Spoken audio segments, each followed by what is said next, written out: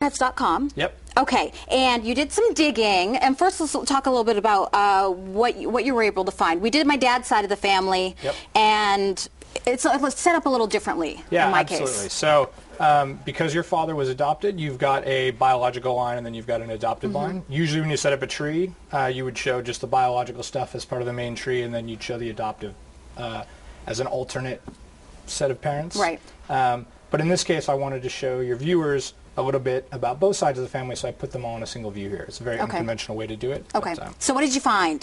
So the folks I want to focus on are your great-great-grandparents. Your biological great-grandparents are Dominic and Francesca, and then your adopted great-grandparents are Albert and Bertha. Okay. And what we did was, on archives.com, we were able to find a census record for each. For the top here, this is a 1905 New York census record. You can see here, this is your great-grandparents, Dominique and Francesca, and their 5 daughters, Josephine being your great-grandmother. Okay. And then down here is the Dates family, which is your adopted great-great-grandparents. And what's interesting about both these census records, this lower one being a federal census from Wisconsin, is census records have a wealth of information that allow you to learn a lot more about the stories of your past. Okay. And in both these cases, what you'll see is that some of the family was born in Europe. The Feos were born in Italy, and the Dates is in Germany.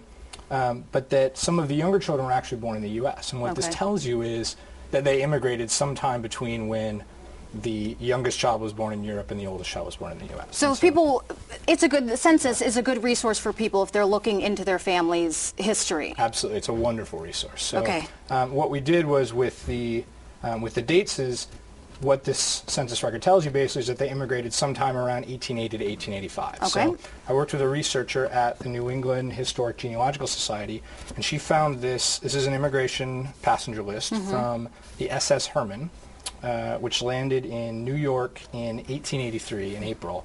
And here you can see Albert and Bertha.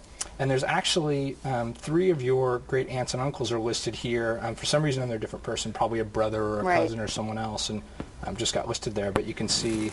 And there's something you also pointed out was there's somebody that we didn't know about who showed up. That's right. So one of the children listed here is named Amanda, and Amanda is missing from the 1900 Wisconsin census. Okay. She would have been about 20 at that time, so it's possible she married very young and moved into another household. Or more likely. Or more likely, she probably died at some point during her childhood. And so, what you get from looking at these images is now you didn't just trace through names and say, I'm related to this name that has no story.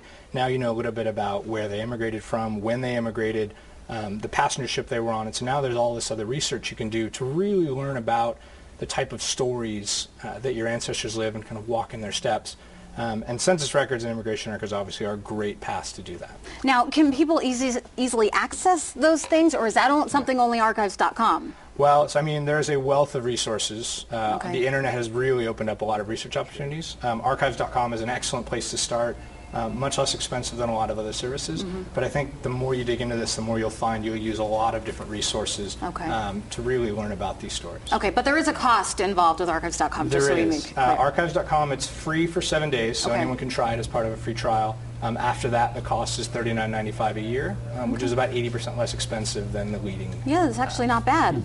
All right, cool. Well, thank you so much for doing this, and it's awesome, and it really shows you what you can do with just a little thing like a census. I would never have thought to look in the census. Yeah. So cool. Well, thank you so much, Joe, for coming in. We appreciate it. All right. Yeah, that's marvelous. If you'd like to learn more, go to archives.com. We found out through Kurt the Cyber Guy a couple of weeks ago all of the immigration records through LSI.